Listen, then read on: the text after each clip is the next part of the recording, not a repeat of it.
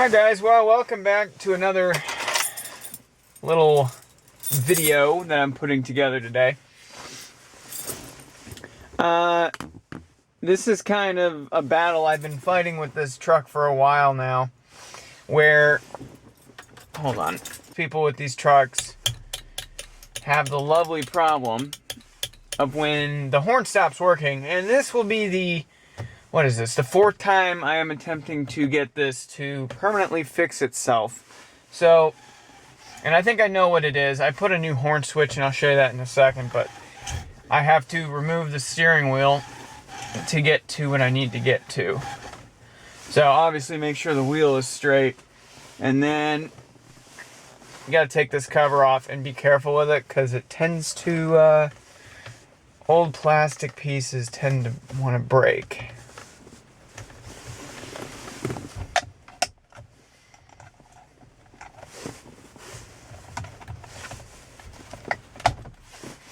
Perfect. Okay. You got this plastic piece off, and you're just going to want to throw it on the ground. No. Alright, you got the plastic piece off, set that aside, and then you've got a nut. And this is probably the best time. Make sure that you have your wheel in a straight line, so when you put the wheel back on, it cooperates. And I'm sure there's a better nut situation for this, but I'm going to use vice grips, because that's what I'm hoping will work. Alright, this one's kind of pre-loosened because I've taken it off so many times to fix this problem.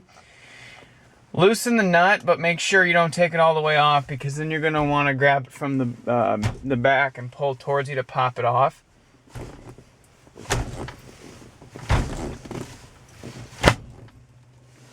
That's why you leave the nut on. You don't really want to get a steering wheel in the face. And then you're going to remove the nut the rest of the way, and then make sure the ignition's off. I don't really want power going to these switches while I'm in here. Okay, and then the whole thing slides off. Now this is kind of funny, because this is my first attempt at fixing this.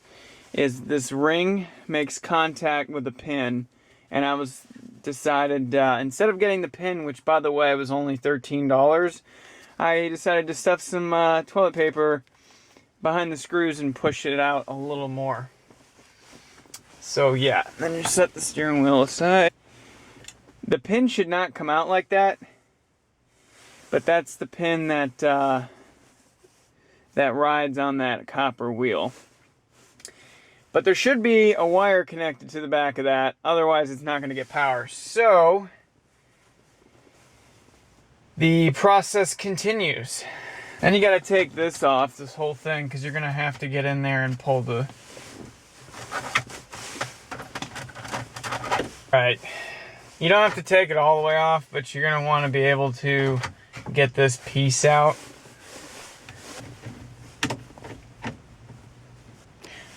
Alright, so I think I found the issue.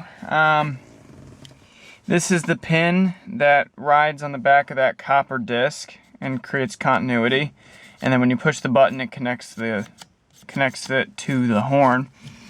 But that little wire back there that essentially clips on to the other end of the pin came off, so it wasn't getting electricity like I thought, because it happened one other time, and I have put a C-clip on it to hold the pin in there, because I guess I forgot to put it on the first time. So now that it's back on, the C-clip's back on, I can put everything back together and put the steering wheel back on, see if the horn works. Alright, so I'm going to temporarily put the steering wheel back on before I put all the trim pieces on, because I want to make sure the horn works before I slap everything back together. So I'm not really concerned about it being straight. We'll see what happens.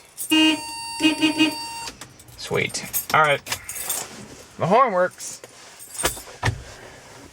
Time to put all the plastic stuff back on. I hate this part. But this stuff is really brittle, and it's already cracked here a little bit, but you just want to be really careful when you're putting this stuff back together. Okay. So before I continue, there's these little grooves, and then there's the wiring loom right here. That's gonna go in between there.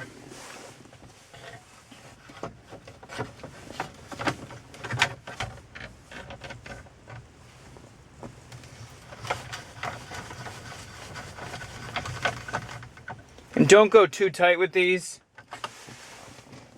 They're very, very flimsy plastic, and it's 30 years old, so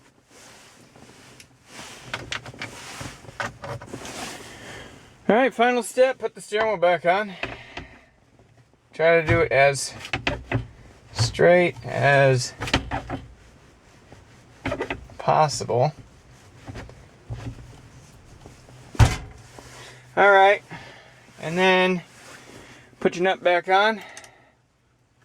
Now, it would be ideal for me to actually like get a socket that would work with this, but this is like the oddest size nut. So I'm going to use vice grips to tighten it up. And then I'll probably I'm going to get an actual socket to do this instead of just trying to do vice grips and all that, cuz I don't want this steering wheel to come off while I'm trying to drive it. Alright. Took me a while, but it's a really weird size. It's 19. I don't know why they would have used that.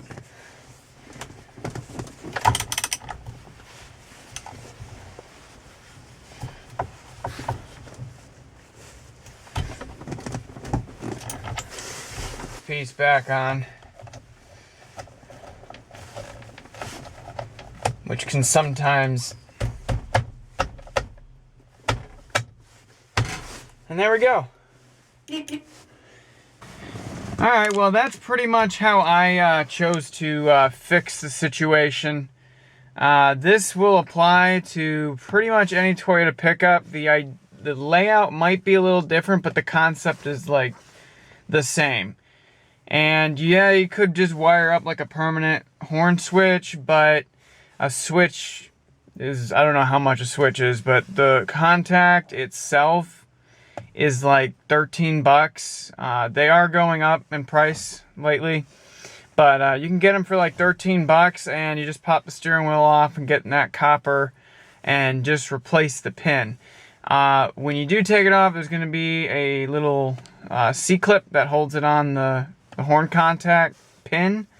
But yeah, most of the time when they stop working, that's the reason why. That the horn should work again. Just don't forget to put that little C-clip on, otherwise you're going to be back in there doing it again.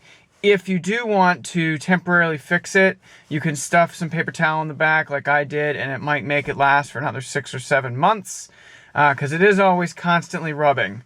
So it's eventually going to wear it down, and then it's going to stop working. So thanks for stopping by, and if you like it, give it a thumbs up and subscribe and hit the icon to get notifications. Thanks for stopping by. Have a nice day.